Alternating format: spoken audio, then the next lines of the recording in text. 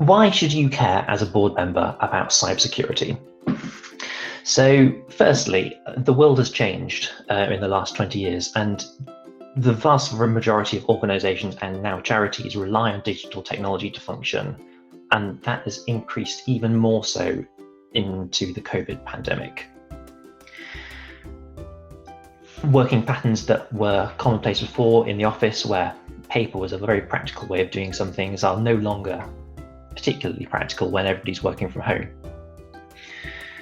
Secondly, cybersecurity protects the ability to function that relies on that digital technology that we now use in all aspects, or almost all aspects, depending on your individual circumstances. Cybersecurity protects that so you can continue to support your beneficiaries. So cybersecurity is essential to your charity's health and resilience, and as such that makes it the responsibility and interest of the boards to make sure that happens. Jonathan mentioned that 26% of organisations and charities experienced a cybersecurity breach or attack in the last 12 months. How would that impact your charity? And finally, there is an increased expectation of cybersecurity. Some of that's regulatory, in as much as GDPR places strong requirements on your organisation to protect data, but also public perception of your organisation is important.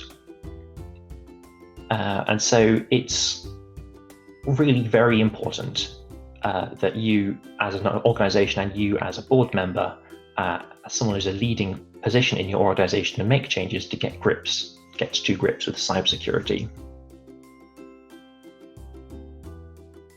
The first thing is to help the boards just get a little bit technical. We're not expecting board members to suddenly become cybersecurity experts overnight. That's unrealistic. But in order to understand and make informed decisions on cybersecurity, you need to know a little bit. Compare finance, for example. Whilst it would be great if you happen to have an accounting background to be able to make finance decisions in your board, you don't need one. You just need to understand some of the basics so you can ask questions and receive answers, and then understand the answers enough to make intelligent and informed decisions upon them. And we also want to help you speak to your cybersecurity experts. We understand there's a gap between the board and the people right at the bottom actually doing the cybersecurity, if you will. And as I referred to in the previous one, if you can't communicate effectively with each other, then there's going to be a breakdown in understanding, and consequently your decision making will suffer as a result. And you also need to know what questions to ask.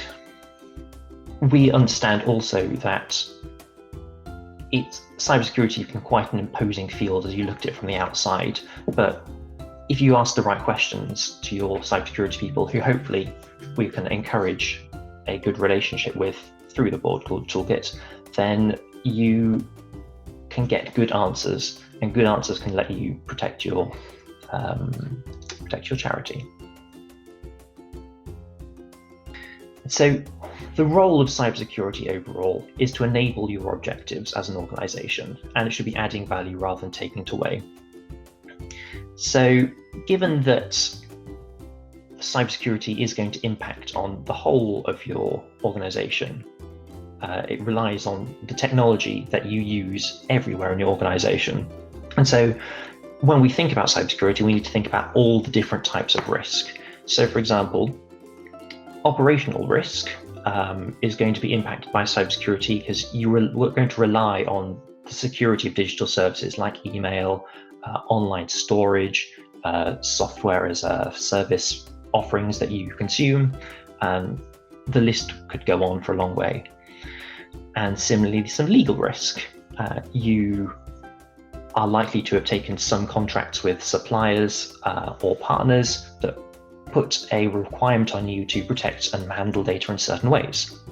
And also regulatory requirements like GDPR and data protection that also require you in the strongest terms to take certain actions. Cyber risk feeds into legal risk. and finally, also feeds into financial risk. And also, cybersecurity needs to be integrated into your whole organization. It's not just about having good technology, but you also need to have good people to manage that technology, and you need to have a good relationship with those people, and you also need to have processes in place across an organization. So, a few key questions for you to consider.